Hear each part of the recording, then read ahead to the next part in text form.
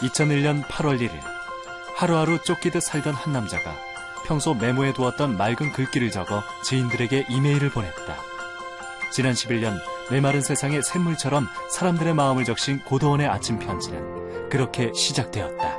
그때는 제가 힐링이나 명상이다 이런 얘기를 하면 친구들이 미쳤다고 그랬어요. 일간지 기자로, 청와대 비서관으로 화려했지만 삭막했던 날들을 뒤로한 채 마음의 평화를 찾아 떠난 사람. 지금은 충청도 산골에 치유의 공간을 마련, 힘들고 지친 사람들과 어울리며 마음의 비타민을 나누고 있는 사람. 숨가쁘게 살아가는 사람들과 자신을 위해 여유라는 소중한 선물을 배달하기 시작했다. 앞으로 젖히면서 대시. 매일 아침 행복 메시지가 담긴 편지를 하루도 거르지 않고 전하는 사람. 어느덧 300만 명을 넘어선 독자를 위해 매일 아침 따뜻한 편지를 전하며 행복 배달부가 되어주고 있는 고도원의 이야기가 지금 시작된다.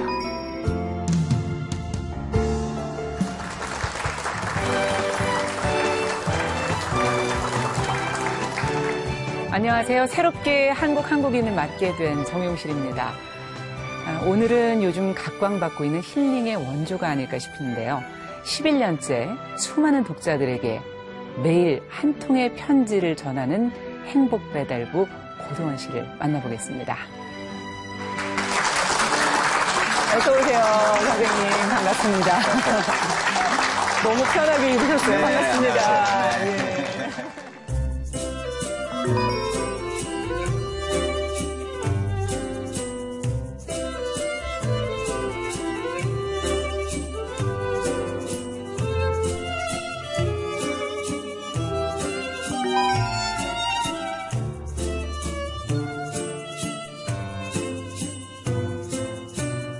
드디어 모셨습니다. 반갑습니다. 네, 반갑습니다. 아침 편지 말고도 사실 다른 일이 많으셔서 요즘 바쁘시죠? 어떻게 지내십니까? 여전히 아침 편지 하고 있고, 네. 지금 기부사송달쌤에서 여러 가지 명상 프로그램, 힐링 프로그램 진행하고 있습니다. 처음 아침 편지 시작하신 게 2001년 여름 8월이었어요. 네. 예. 그때 기억을 해보면 희망이라는 그 노신의 첫 제목을 네. 단 그 편지가 배달이 됐었죠. 네. 네. 그게 이제 노신의 고향이라고 하는 책에서 뽑은 글인데, 제가 뽑은 것은 아니고 돌아가신 아버님이 저에게 물려주신 책이에요. 어느 날 그 책을 펼쳐봤을 때 아버님이 그어놓은 밑줄을 발견하고, 네. 제가 정말 전율을 느끼고, 아침 편지 시작하면서 맨 처음 어떤 편지 보낼까 생각하다가 그 글귀를 사용하기 시작했죠. 네.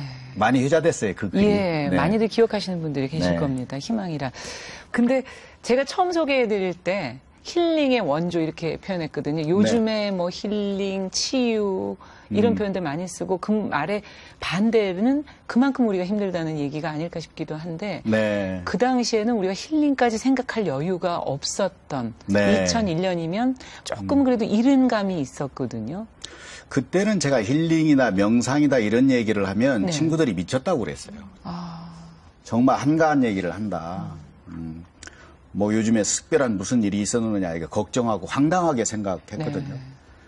그러나 세월이 가면서 요즘에 이제 힐링이라는 것이 말씀대로 대세가 되고 어떠세요? 그런 말 들을 때.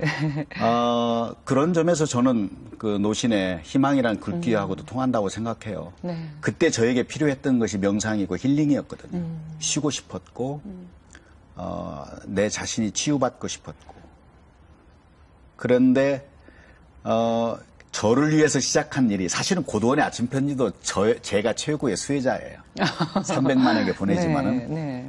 제가 생체 실험을 통해서 얻어진 그런 결론, 경험을 공유하는 것 자체가 좋은 힐링의 한 방법이다 이런 생각하고 있죠. 그렇군요. 아침 편지 지금 뭐 300만 명의 독자를 갖고 계신데 매일 쓰셔야 되거든요. 네. 바쁘시거든요. 명상센터도 하셔야 되고 다른 일도 하고 계시고 네. 저는 정말 혼자 글을 다 뽑으시고 글을 쓰고 계실까? 아니, 누가 도와주는 사람이 있을 거야. 왠지 믿어지지가 않는데 네. 솔직하게 계속 쓰고 계세요, 본인이? 믿어주시는 게 좋습니다.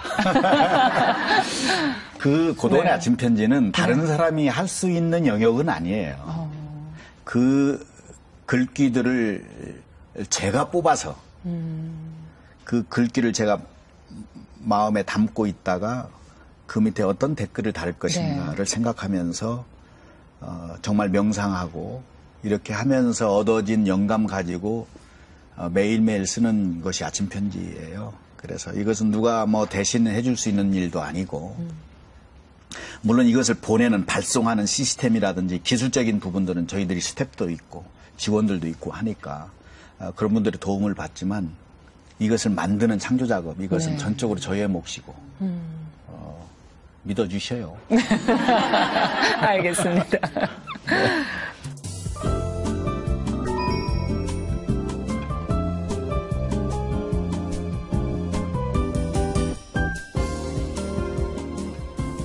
글이라는 게 그냥 나오는 게 아니거든요. 네.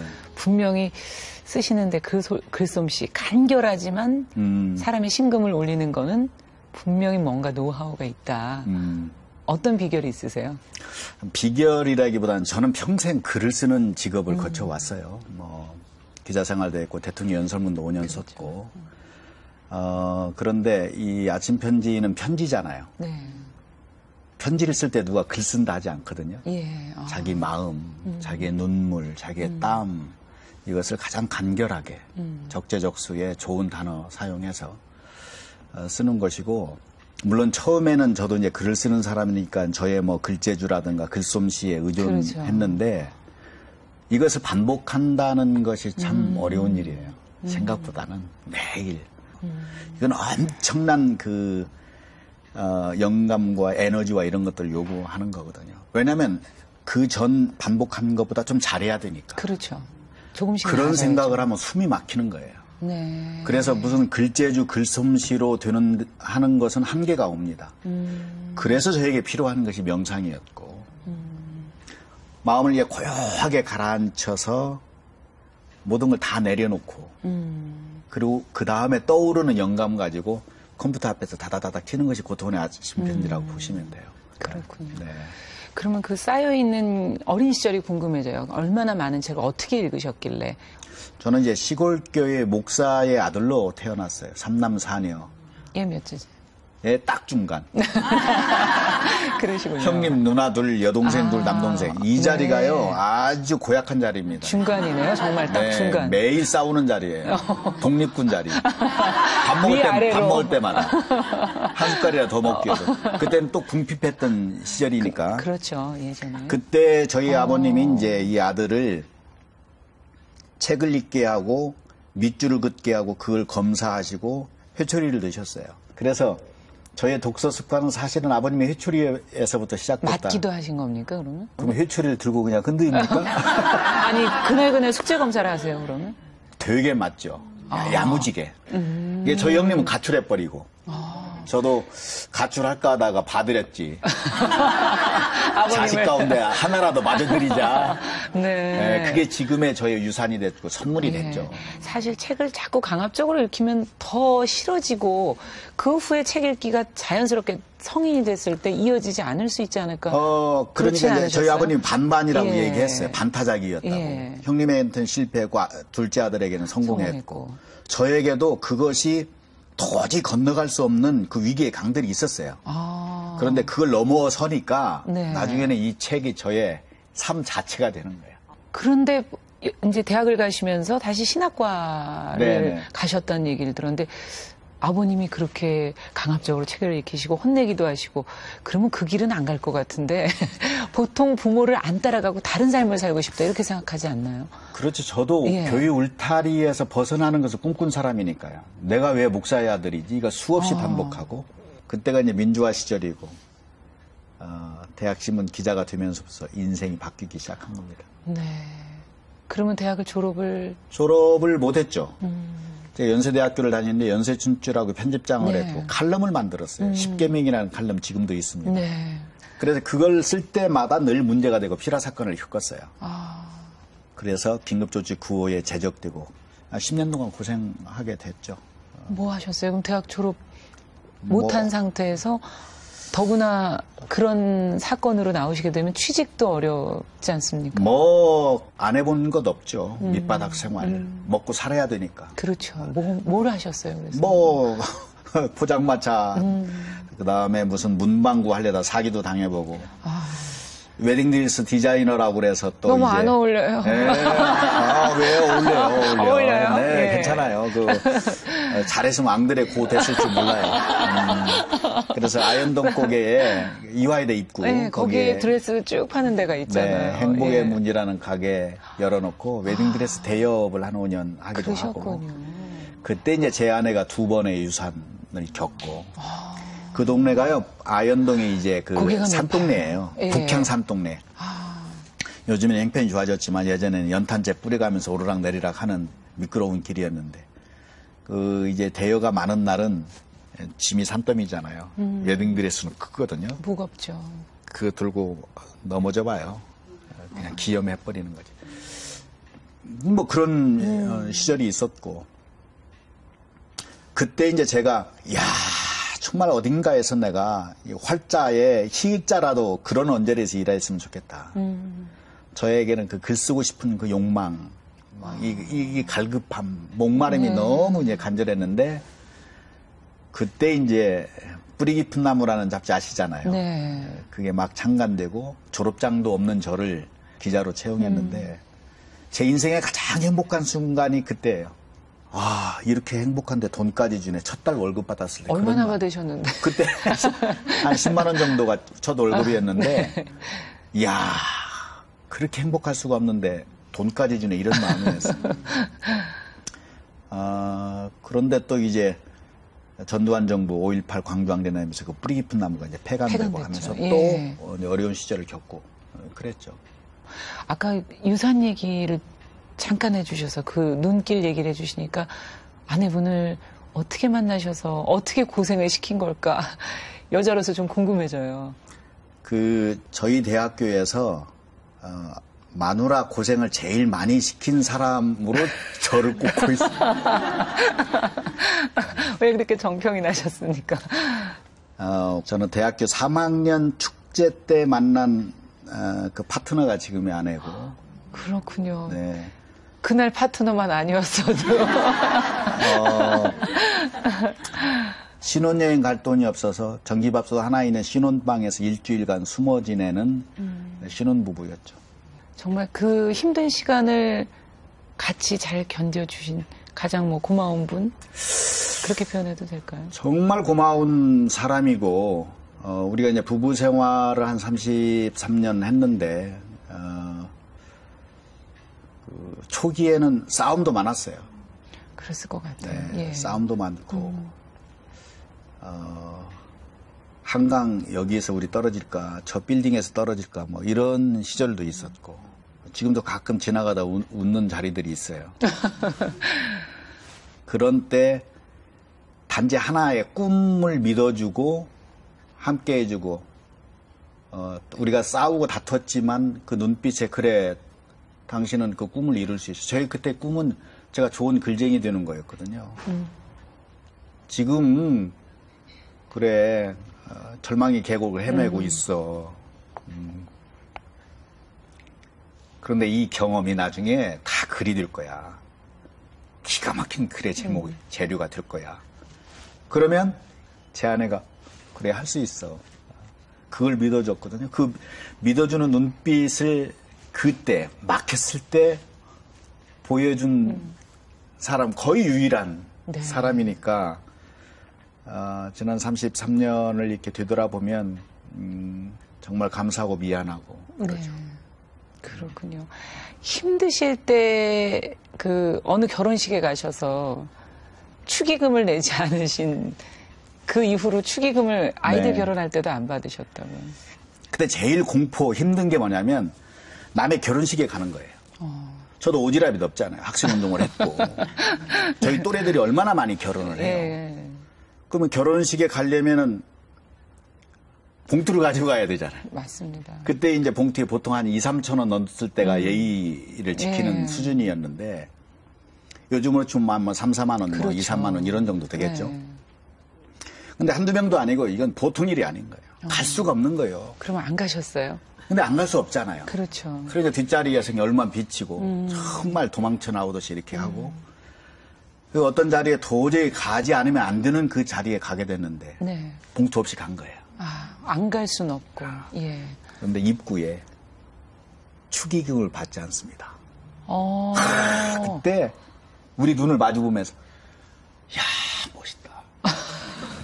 전율이 오는 거야. 야, 우리 또 살아났잖아요. 야 살았다. 당당하게 들어가셨어요. 당당하게 들어가. 그때 우리도 잘 살아서 네. 언젠가 우리들도 이제 자녀들 결혼시킬 때 이렇게 하자. 약속을 했어요.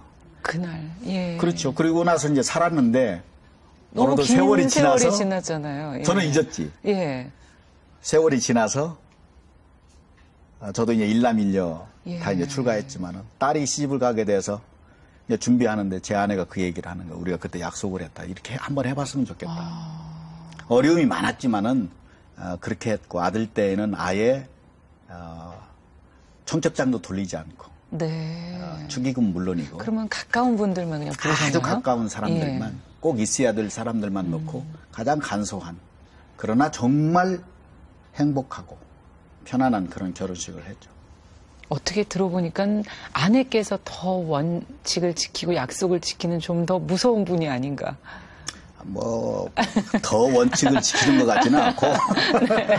그 약속을 어떻게 안 잊으시고. 그런 부분을 늘 네. 고맙게 생각해요. 네. 그렇게 해서 기자가 되셨는데 기자 생활 얘기를 좀 들어봐야죠. 소원하셨던 뿌리 깊은 나무에서 다시 이제 그 후에 이제 기자가 되셨잖아요. 네. 어떻게 그렇게. 제가 이따가 이제 강연에서 하는 얘기를 그런 얘기를 합니다. 자기가 어떤 일에 정말 돈을 주고도 할 수 있는데 돈을 주네 하는 마음으로 어떤 일에 몰입하면 그 몰입하는 모습을 누군가 한 사람 반드시 지켜보는 사람이 있다. 그 사람이 우리에게 귀인이고 뭐 좋은 네, 은인이고. 예. 은인이다. 멘토다 이런 얘기를 하는데 저희가 그런 행운이 있었던 거예요.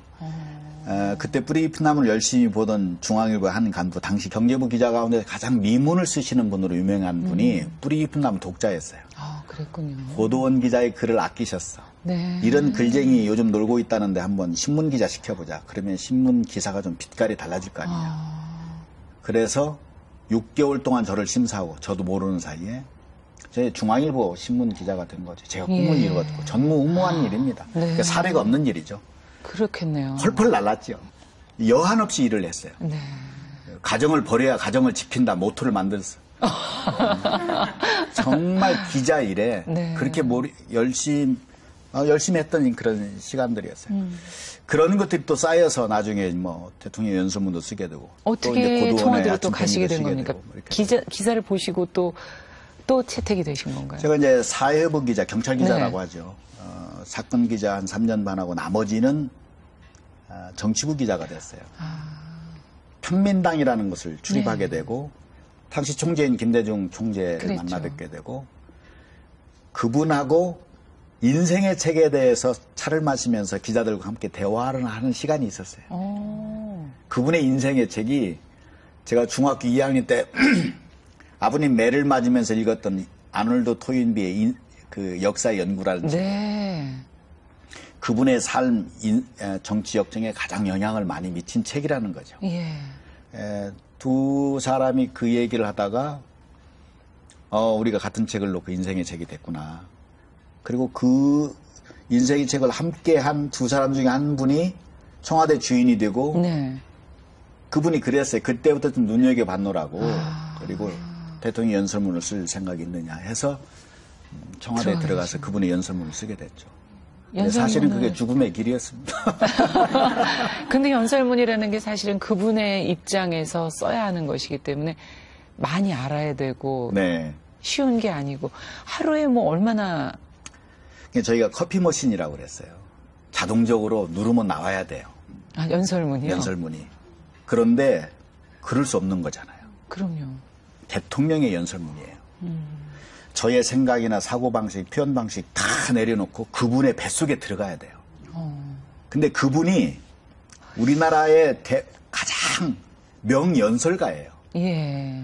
또 독서광이시기도 하고 글도 잘 쓰시고. 네, 문필가예요. 네. 그분 뭐 기억력, 이거 이 촘촘함 이런 것은 어마어마해요. 힘드셨겠는데요. 무시무시해요. 그분의 연설문을 써드리는 것이 이건 정말 사람 죽이는 일이 이런 거구나. 스트레스를 벗어나는 거예요. 그러다가 이제 병이 걸린 거죠. 완전히 몸이 굳어지고 고개를 못 돌리게 되고 배가 돌처럼 굳어지고 눈동자하고 손만 남아있는 정도. 그래서 수많은 약에 의존을 했죠. 네. 그때 이제 제가 죽을 똥 살 똥 시작한 것이 마라톤이고 그때 고도원의 아침 편지를 시작하는 거예요. 마라톤은 제 육체를 살리고 고도원의 아침 편지는 제 정신을 살리는 거죠. 머리 터지기 전에. 네. 근데 말씀드린 것처럼 그것을 매일 반복하려니까 보통 일이 아니에요. 이게. 그래서 이제 명상을 하게 되고 힐링에 대해서 관심을 갖게 되고 무엇이 진정한 치유인가, 무엇이 우리를 에너지를 솟구치게 하는가 이거에 대해서 관심을 갖기 시작한 거예요. 아니 마라톤 하시는 건 이해가 되는데 글을 쓰시는 건 또 다른 어떻게 보면 고통으로 들어갈 수도 있고 시간이 드는 일인데 그걸 안 하시고 그냥 쉬셔야 되는 거 아니었나. 아니 그러니까요. 예. 자 대통령 연설문은 공적이잖아요. 예. 무겁잖아요. 무시무시하잖아요. 네. 이것만으로 터지는 거예요. 그때는 처음에 제가 독서 카드가 많으니까 그래 이메일 주소가 막 생겨나서 이제 확산되던 초창기에 예, 그렇습니다. 번쩍한 거지. 네. 이거 우표를 붙이지 않아도 편지를 붙일 수 있는 세상이 왔네. 대량 메일이 가능해지네. 그래서 그걸 가지고 아침 편지를 쓰는 이 시간은 저에게는 너무나도 큰 휴식이지. 정말 그렇잖아요. 쓰고 싶은 글을 그럼요. 하고 싶은 얘기를. 공적인 것도 아니고. 예. 근데 고도원의 아침 편지라는 것을 청와대에 있는 사람이 쓰니까 온갖 또 오해. 편견과 오해와 이런 거에 있으니 그게 괴롭긴 했지만 예, 왜 써서 도대체 이렇게 보낼까? 그렇죠. 그랬지만 이게 저를 살렸죠. 네. 그래서 그 시간은 저에게 휴식이었는데 이걸 말씀드린 것처럼 반복하려니까 어려워진 거지. 예. 그래서 이제 명상 공부를 하게 된 거예요.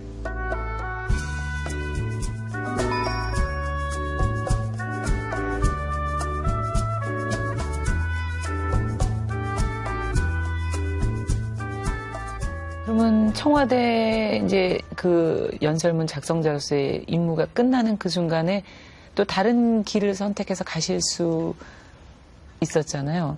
제일 저는- 처음 하신 게 뭔가요? 끝나자마자.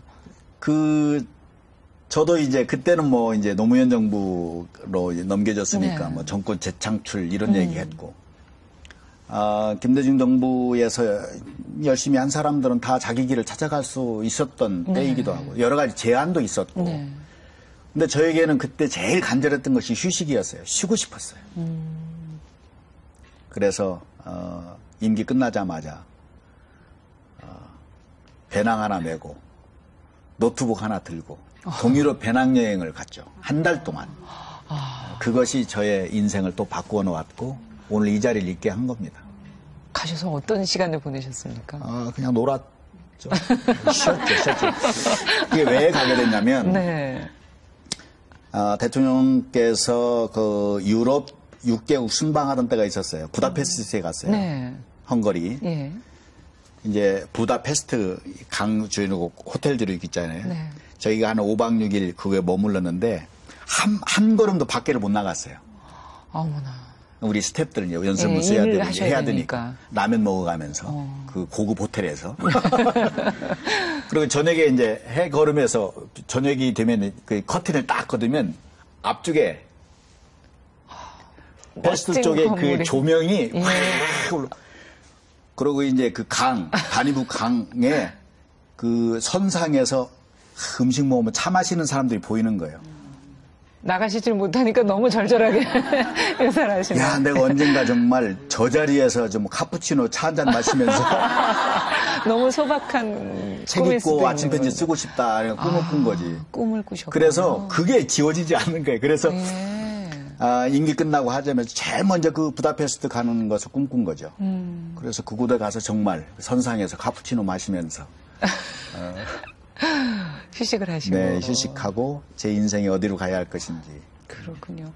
그 후에 이제 편지 외에도 다른 활동하시는 것도 그때 이미 그때 생각을 이제 오스트리아 비엔나에 가면 이제 샌무린 궁전이라고 있어요. 네. 그 합스부르크 왕가 최전성기에 만든 궁전인데 그게 정원이 있습니다. 정원을 거닐 때 이 정원이 평수가 얼마나 돼요? 어떤 분이 60만 평이라고 그래요. 야, 60만 평이 나에게 있으면 이런 거 안 짓고 내가 꿈꾸는 명상센터, 힐링센터 만들어서 공적인 것으로. 지금 저희 깊은산소 옹달샘이 68만 평이에요. 예, 아유, 거의 비슷하네요. 꿈꾸면 이루어집니다. 이 얘기를 네. 그때부터 시작할 수 있게 되는 거예요. 그렇군요. 네. 그 비용은 도대체 지금 듣다 보니 누가 어떻게 마련했을까? 그러니까 재단을 만들어야 되는데 공적인 것을 하려면 재단을 만들어야 되는데 그렇죠. 5억 원이 필요하다는 거예요. 현금이. 네. 돈이 없잖아요. 예. 정말 여러 차례 제안해 와가 정말 깊은 숙의 끝에 우리도 고생해서 마련한 저의 집을 재단에 기부하는 형식으로 해서 그 기금으로 재단 만들고 300만 제 통장 아침 편지 가족들에게 공개하고 그리고 모금을 시작해서 지금의 깊은산소 옹달샘이 정말 기적처럼 정말 이루어지게 된 기적이네요. 거죠. 이런 사례는 아마 세계에 없을 아니, 사실은 주변에서 없을 거예요. 찾으시면 내가 도와줄 테니 다른 사람의 도움 받지 말아라. 라는 제의도 분명히 있었을 것 같아요. 있었죠. 예. 어마어마한 제의도 있었죠. 네. 우리랑 같이 하자. 같이 하고 예. 그냥 와서 하시기만 해라. 예. 그런데 제가 그때 생각한 것이 고돈의 아침편지 지금도 무료입니다. 마음의 비타민, 영혼의 비타민 네. 이런 표현을 하고 이것은 저의 힐링 포인트예요. 이것을 제가 돈의 가치로 환산해서 하면 과연 내가 그럴 것 같으면 차라리 대통령 연설문 끝나고 난 다음에 세속적인 그런 쪽에서 뭐 기업에 들어가든지 아니면 네. 관에 들어가든지 여의도에 오든지 뭐 이래야 되잖아요. 그래서 그런 길은 제가 내려놓았고 한 사람이 거액을 내서 만들어지는 그런 공간보다 많은 사람들이 작은 것을 모아서 만들어지는 그런 공간을 꿈꾸고 그게 이루어지고 또 커져가고 이러고 있는 거죠. 선생님 말씀 이제 듣다 보니까 명상센터도 그 오스트리아에서 처음 꿈을 가지신 이후에 정말 그대로 만드셨고 다 계획하신 걸 이제 거의 꿈을 다 이루신 게 아닌가. 앞으로도 더 저희에게 꿈을 매일 그리고 또 앞으로도 또 다양한 방법으로 전수해 주시길 저희는 기대하겠습니다. 오늘 말씀 들으면서 너무 느낀 게 많았습니다. 저희 삶을 어떻게 바꿔야 할지 지금 이 순간부터 네. 한번 생각해 보겠습니다. 오늘 말씀 잘 들었습니다. 감사합니다. 네, 고맙습니다.